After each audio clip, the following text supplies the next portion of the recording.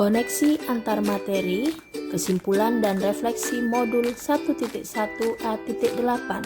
oleh Dwi Lisa Setiawati SPD, calon guru penggerak angkatan 7 Banyuwangi. Mari kita simak.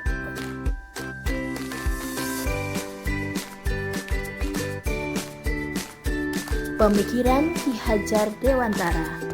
Proses memanusiakan manusia dalam pendidikan dan pengajaran sehingga mampu memerdekakan manusia baik secara fisik, mental, jasmani, dan rohani.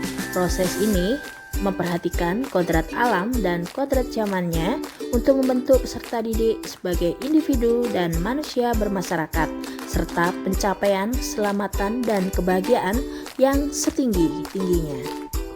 Pertanyaan yang dibahas: 1. Apa yang Anda percaya tentang murid dan pembelajaran di kelas sebelum mempelajari modul 1.1?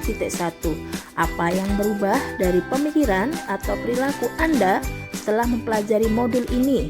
Apa yang dapat Anda segera terapkan lebih baik agar kelas Anda mencerminkan pemikiran KHD?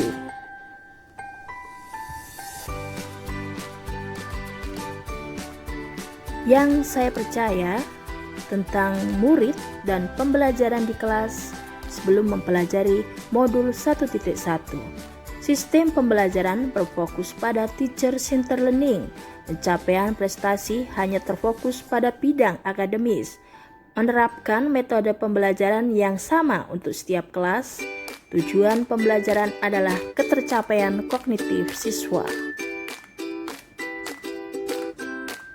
Selain itu, saya juga berpendapat bahwa perhatian guru hanya tertuju pada kondisi kelas yang tertib dan tenang, ketercapaian kepahaman materi anak.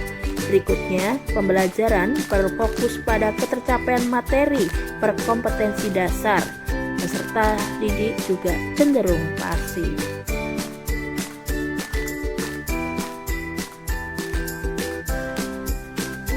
Hal ini juga merubah pemikiran saya tentang pencarian sumber informasi tidak semata-mata dari guru, seolah-olah guru mendominasi kelas. Pencapaian prestasi siswa berfokus di bidang akademik saja, tapi juga non-akademis. Penentuan metode pembelajaran disesuaikan dengan karakteristik anak, dan berikutnya pemahaman bahwa anak memiliki karakteristik atau kodrat yang berbeda. Yang berubah dari pemikiran saya setelah membaca modul 1.1. Sistem pembelajaran teacher-centered learning harus segera beralih ke student-centered learning. Karakter anak juga sangat unik dan khas. Berikutnya, fokus perhatian guru bukan pada pencapaian materi atau kognitif. Yang berubah dari perilaku saya berusaha mengidentifikasi karakteristik peserta didik sehingga saya mampu menyesuaikan metode pembelajaran dengan peserta didik kelas. Kemudian saya mencoba beralih pada sistem pembelajaran yang berpusat pada peserta didik sehingga beralih ke student-centered learning.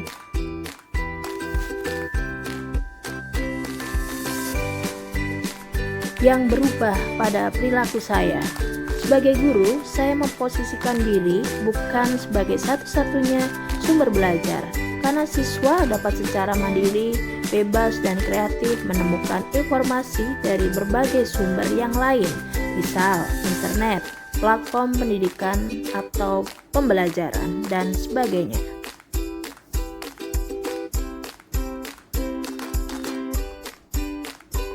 Perubahan perilaku saya berusaha memperhatikan semua peserta didik secara maksimal dengan mencoba melakukan pendekatan personal yang berikutnya memberikan pendidikan dan pengajaran yang berorientasi pada kurikulum merdeka dan pembentukan profil pelajar Pancasila sebagai pembentukan pendidikan karakter.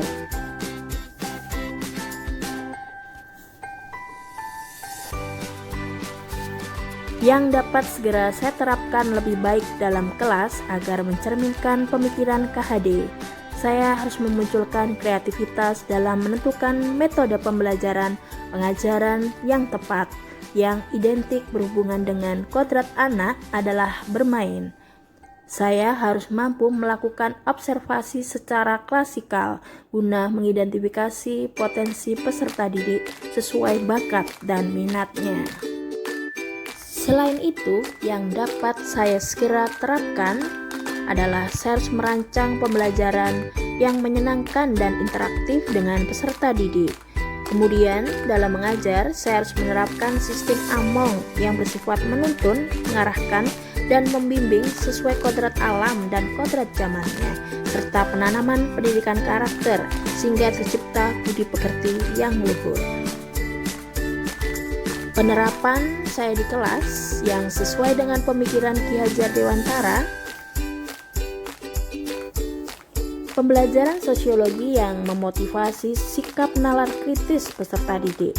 Pembelajaran yang identik berhubungan dengan bermain, teka-teki silang, konsep sosiologi. Pembelajaran sosiologi yang membebaskan peserta didik untuk bebas kreatif berpendapat. Kesimpulan, pendidikan dan pengajaran merupakan sesuatu hal yang tidak dapat dipisahkan. Marilah kita sebagai guru dapat memberikan pelayanan pengajaran yang menyenangkan dan interaktif di kelas, sekaligus dapat menanamkan budi pekerti pada anak didik kita. Quotes dari saya, semua akan terasa berat dan sulit jika kita tidak mau mencoba dan melaluinya.